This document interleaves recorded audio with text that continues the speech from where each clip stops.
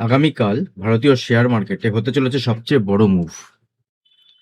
এর কারণ আপনারা অনেকেই জানেন। আমি দু একটা ভিডিও আপনাদের সঙ্গে ছোট ছোট রিল হিসেবে বা শর্ট ভিডিও হিসেবে শেয়ার করেছি।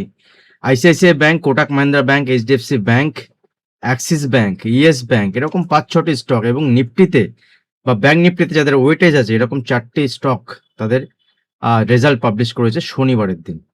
এবং এর আগে শুক্রবার আমাদের মার্কেট ক্লোজ হওয়ার পরে রিলায়েন্সের রেজাল্ট এসছে। এবং এই রেজাল্টগুলোর বেসিসে যদি আগামীকাল আমাদের মার্কেটে একটা মুভমেন্ট হয়, সেই মুভমেন্টটা কিন্তু একটা বড় মুভমেন্ট হতে পারে। এর মধ্যে যদি আপনারা দেখেন তাহলে মধ্যপ্রাচ্যের যুদ্ধের পরিস্থিতি, ইউএস এবং ইরানের মধ্যে যে যুদ্ধের পরিস্থিতি, সেই যুদ্ধের পরিস্থিতি কিন্তু ক্রমশ বাড়ছে। ইউএস ইরান টেনশন ক্রমশ বাড়ছে। সেখানে আগামীকাল আমাদের মার্কেটে নিফটি, ব্যাংক নিফটিতে তার একটা হাই প্রভাব পড়তে পারে। কিভাবে পড়তে পারে? দেখুন, ক্রুড অয়েলের আনসার্টেনিটি যত বাড়বে, দ্যাট মিনস ওয়ার সিচুয়েশন যত বাড়বে, ক্রুড অয়েলের উপরে যদি ক্রুড অয়েল প্রাইস বাড়ে, আমাদের মার্কেটে তার প্রেশার বাড়বে। অন্যথায় যদি আমরা দেখি রেজাল্টের বেসিসে আমাদের মার্কেটে, সেক্ষেত্রে আইসিআইসিআই ব্যাংকের খুব ভালো রেজাল্ট এসছে, কোটাক ব্যাংক, মাহিন্দ্রা ব্যাংকের ওকে বা একটা মোটামুটি ভালো রেজাল্ট বলতে পারি। বাকি অ্যাক্সিস ব্যাংক এবং এইচডিএফসি ব্যাংকের ঠিকঠাক, মানে রেজাল্ট খুব ভালো নয়, খারাপও বলা যাবে না, এরকম রেজাল্ট। রিলায়েন্সের যদি রেজাল্ট দেখি, রিলায়েন্সের রেজাল্ট অলরেডি মার্কেটে তার বেসিসে 2.5%, 3%-এর মুভমেন্ট শুক্রবারে দেখিয়ে দিয়েছে। এবং শুক্রবার সন্ধ্যে 7টার সময় রিলায়েন্সের রেজাল্ট এসেছে। সেখানে রিলায়েন্সের রেজাল্ট খুবই ভালো রেজাল্ট এসেছে। এবার কালকের জন্য ট্রেডিং লেভেল কি থাকবে, ইম্পর্টেন্ট লেভেল, এবং এই স্টকগুলোতে ট্রেডিং প্ল্যান কিভাবে করবেন। দেখুন, রেজাল্ট যখন আসে, রেজাল্ট অনেকটাই মার্কেটে সেই স্টকগুলোর মধ্যে ডিসকাউন্টেড থাকবে।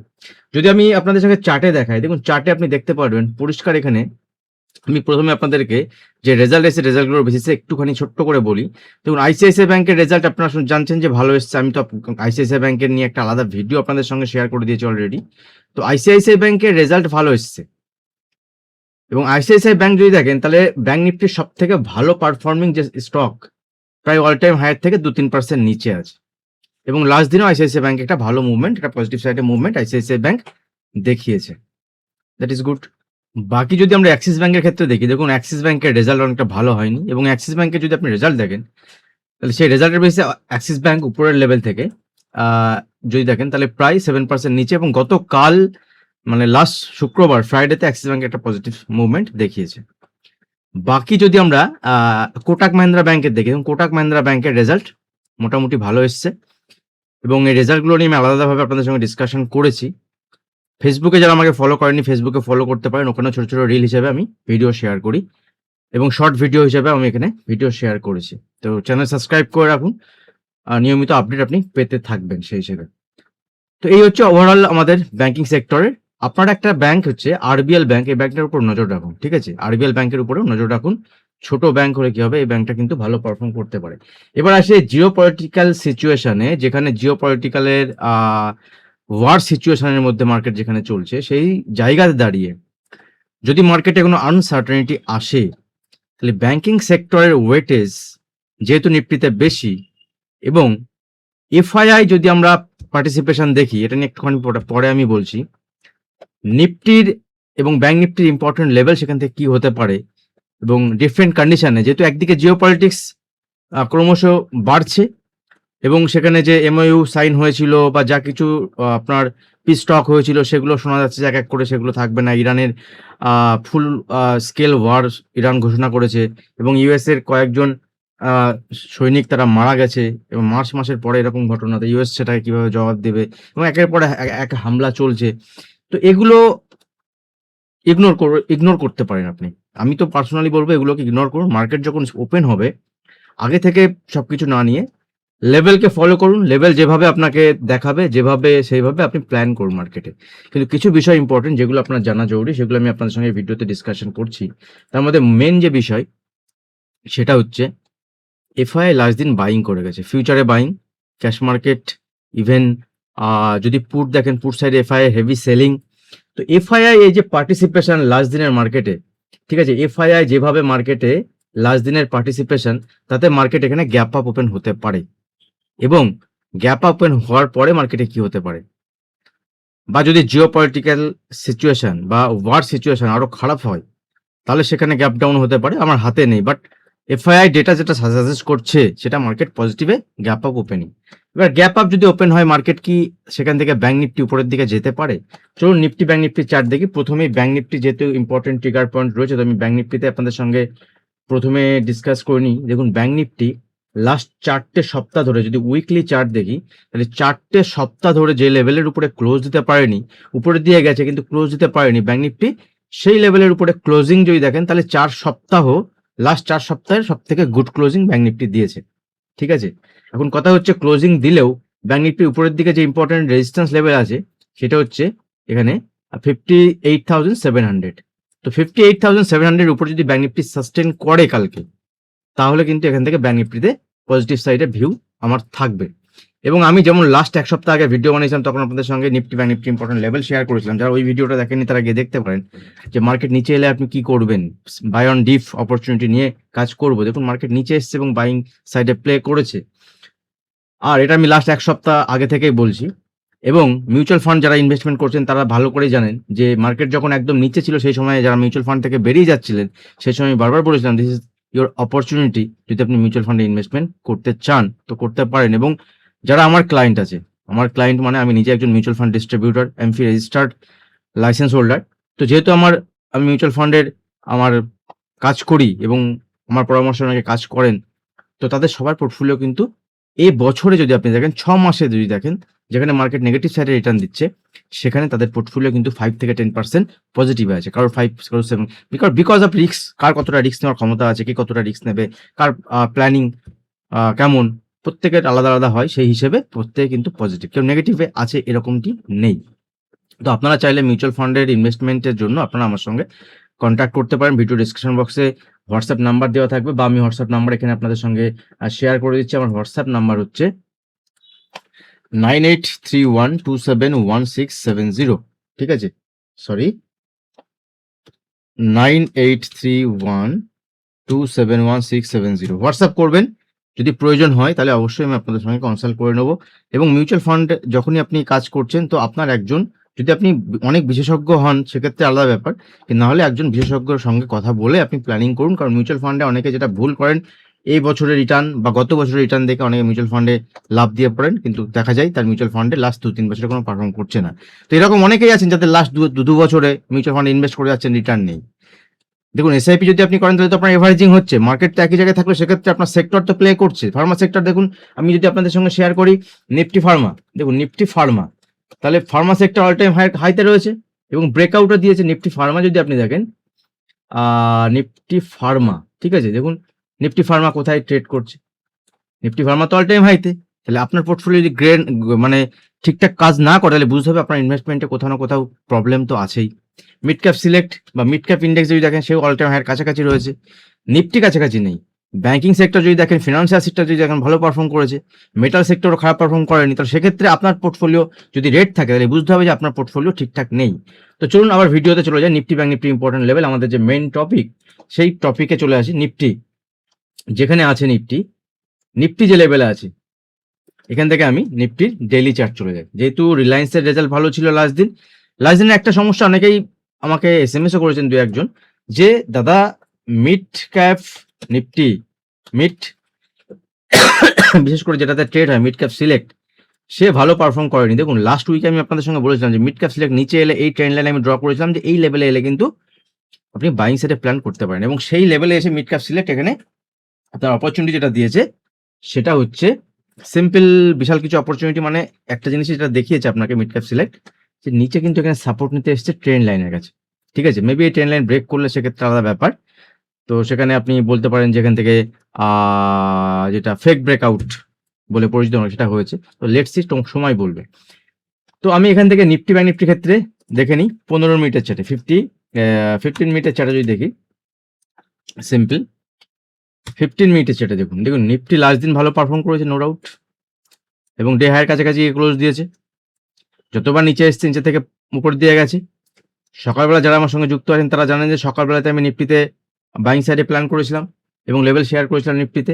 বাট সমস্যা একটা ছিল যে এই যে মুভমেন্ট যেটা হয়েছে, এই মুভমেন্টটা শুধুমাত্র শর্ট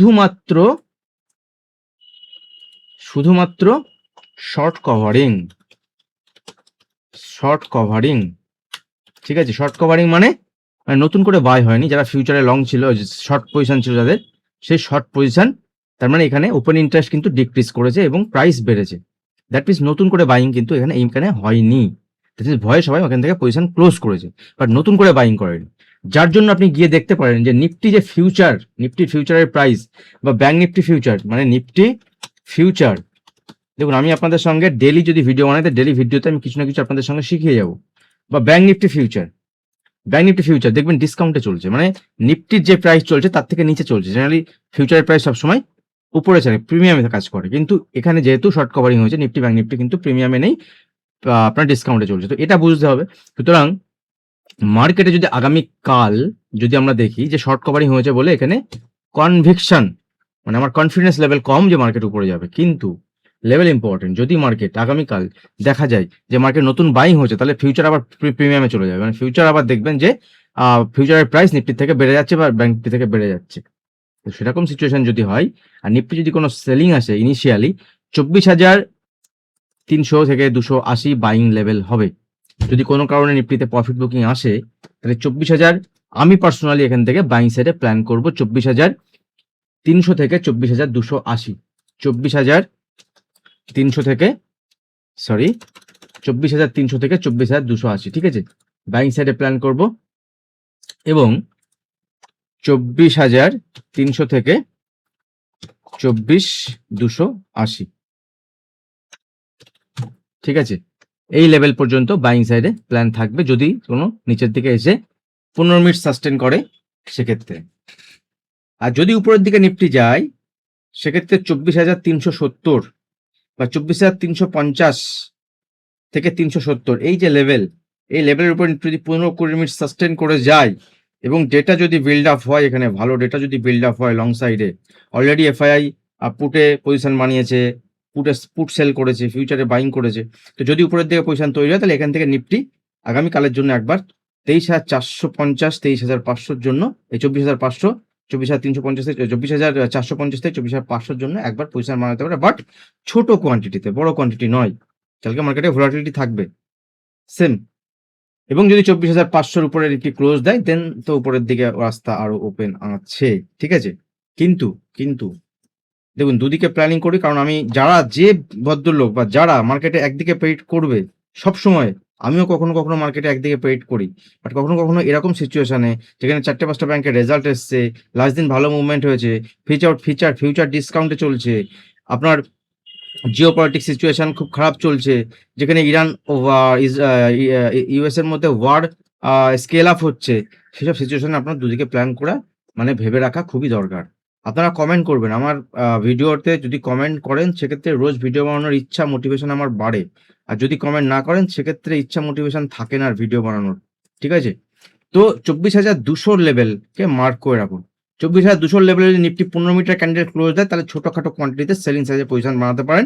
তাহলে এই যে মার্কেট উপরের দিকে গেল, তারপরে এখান থেকে কারেকশন এলে নিচের দিকে 24,100 থেকে 24,000 টার্গেট, শুধুমাত্র 24,200 নিচেই ছোট কোয়ান্টিটিতে, 24,200 নিচে ছোট কোয়ান্টিটিতে আমি সেল সাইডে প্ল্যানিং করব শুধুমাত্র, আদারওয়াইজ করবো না।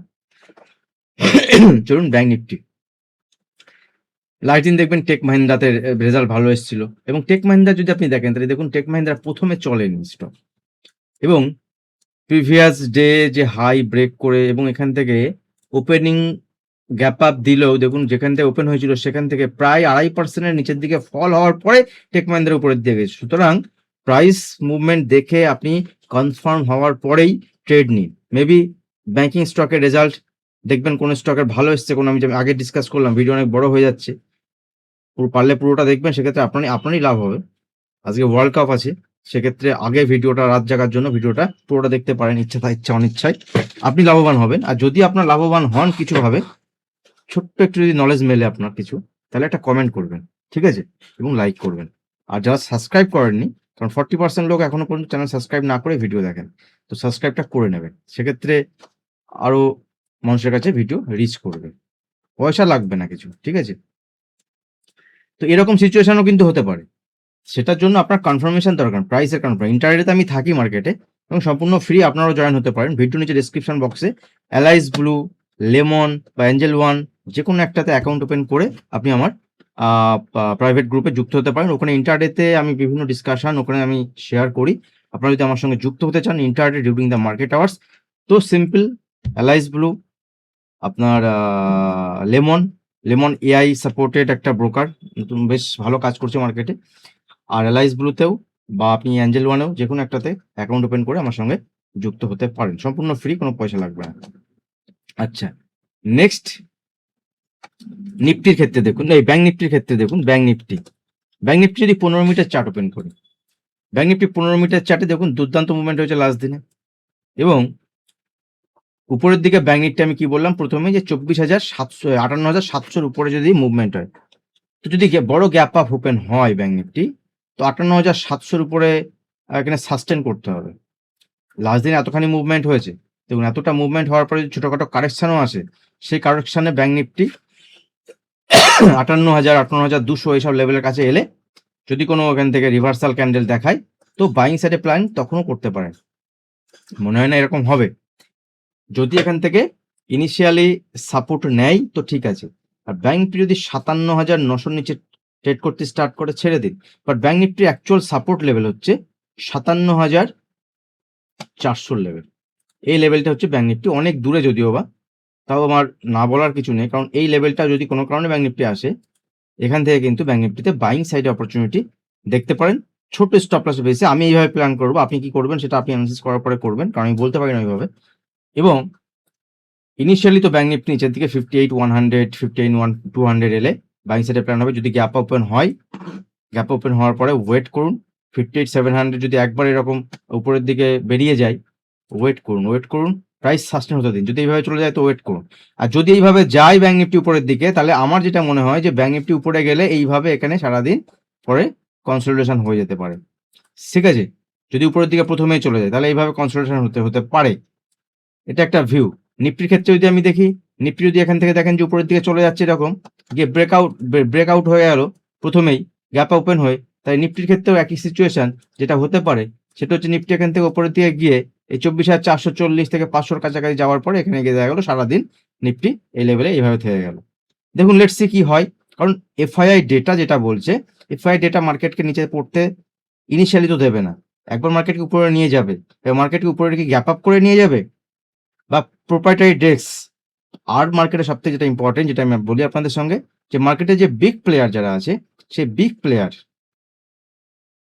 তারা যেমন বাইং সাইডে আছে, সেরকম রিটেল প্লেয়ার যারা আছে তারা হিউজ কোয়ান্টিটিতে মার্কেটে সেল সাইডে পজিশন বানিয়েছে। এটা কল সেল করে হোক, আর রিটেল যত পুট সেল করেছে তারা বাই করেছে কারা, না রিটেল প্লেয়ার। রিটেল প্লেয়ার যদি পুট বাই করে আর যদি এফআই পুট সেল করে, তাই ইনিশিয়ালি তো মার্কেট নিচে আসার কথা নয়, তাই না? আচ্ছা, ভিডিও অনেক বড় হয়ে গেল, ডিসকাশন অনেক কিছু করতে ইচ্ছা করে, বাট আপনাদের সাপোর্ট যদি ভাই, সেক্ষেত্রে আরো বেশি আরো বড় বড় ভিডিও অনেকেই পছন্দ করেন না, কারণ এখন শর্টের যুগ, 2 মিনিট 1 মিনিটে 30 সেকেন্ডের সময়, তো এইভাবে তো 30 সেকেন্ডে আর ফুল নলেজ দেওয়া যায় না। তো ডিসকাশন করব আগামী দিনে আরো কমফোর্ট বুঝে আপনাদের সঙ্গে অবশ্যই। থ্যাংক ইউ, দেখা হবে নেক্সট ভিডিওতে কালকে। ততক্ষণে সবাই সুস্থ থাকুন, ভালো থাকুন, ওয়ার্ল্ড কাপ দেখুন, আমিও আছি, ওয়ার্ল্ড কাপ দেখবো। Thank you.